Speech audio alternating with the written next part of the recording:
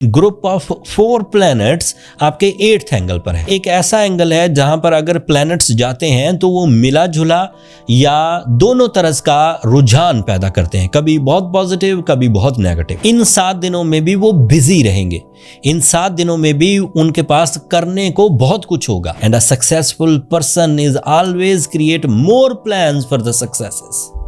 So this week is a week of changes.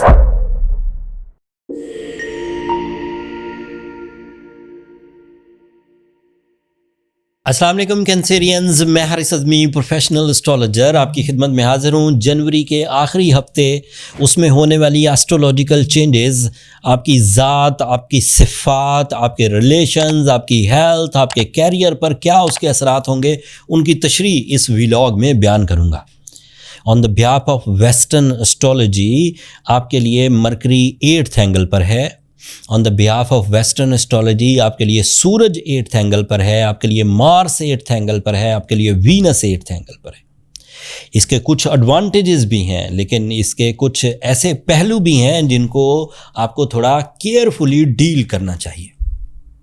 एक मामला तो ये है कि आपके पास अपॉर्चुनिटीज़ बहुत आएंगी अपने आप को ग्रोथ देने के लिए। Growth in education, growth in career, growth in your इख्तियारात, growth in your love life. But at the same time आपका माइंड अनसेटल्ड रहेगा। कभी आप बहुत अपने अंदर जज्बात प्लेजेंट देखेंगे, कभी अपने जज्बात को उलझता हुआ देखेंगे, कभी आपको डर महसूस होगा और कभी आप काफ़ी ब्रेवरी फील करेंगे। ये सब उलझने या ये सब सिम्टम्स इसलिए हैं कि ग्रुप ऑफ 4 प्लैनेट्स आपके 8th एंगल पर है। एंड एस्ट्रोलॉजिकल रूल्स में 6th, 8th and 12th angle एक ऐसा एंगल है जहां पर अगर प्लैनेट्स जाते हैं तो वो मिला जुला या दोनों तरह का रुझान पैदा करते हैं, कभी बहुत पॉजिटिव कभी बहुत नेगेटिव। अगर आप एक ऐसे कैंसेरियन हैं जिनकी जो मोमेंटम ऑफ सक्सेस है, मोमेंटम ऑफ अचीवमेंट्स हैं, वो सस्टेन कर रही हैं, मतलब उनका कारोबार सेटल है, उनकी घर गृहस्थी प्रॉपर है, उनकी सेहत ओके है, उनके पास एसेट्स भी हैं, ज़रिया माश से वो सेटिस्फाइड हैं, वो लोग सिर्फ अपने मुनाफे में कमी या ज़्यादती देखेंगे, बट वो चलते रहेंगे खुशी के साथ।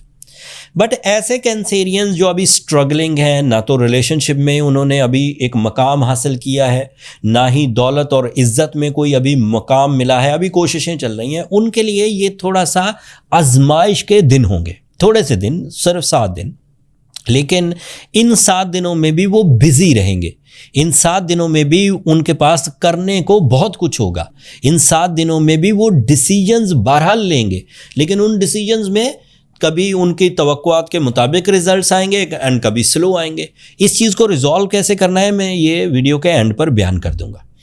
एक और पॉजिटिव चीज़ सुनिए, आपके लिए सैटर्न 9th एंगल पर है and that is the major planet, long term planet, और ये आपके लिए आपकी लॉसेस रिकवरी का प्लैनेट है।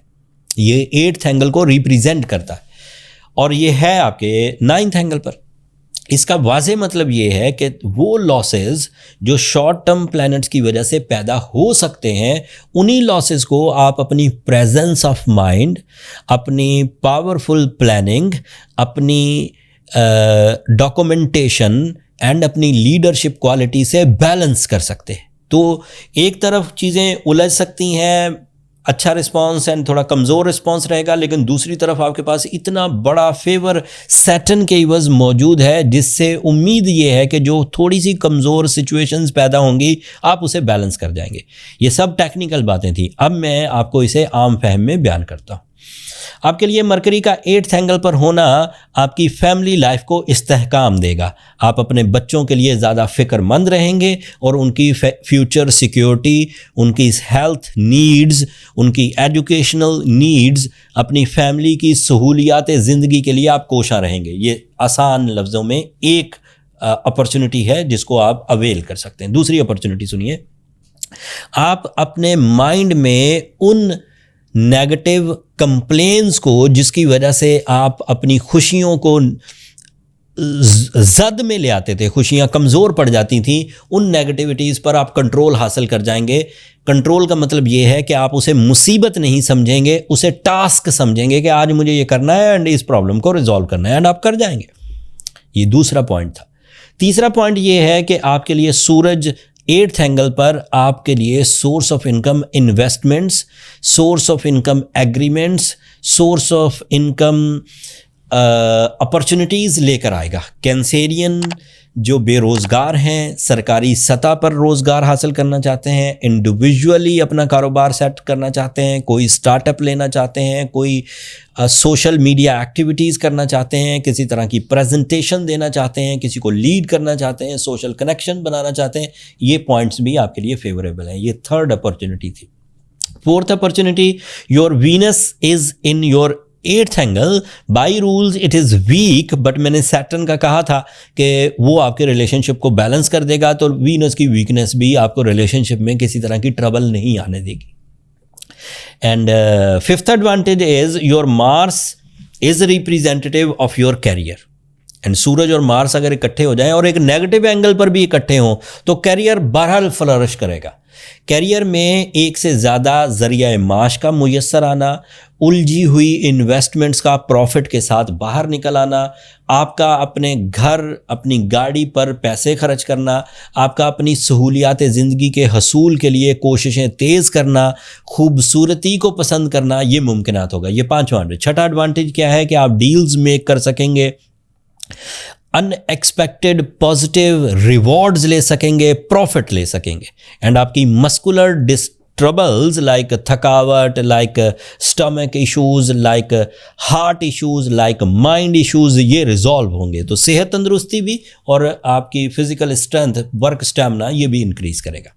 And lastly, you become strong in your decision on the spot, on the time, on right time. बैठे बैठाए right decisions and on time decisions ये आप ले सकेंगे।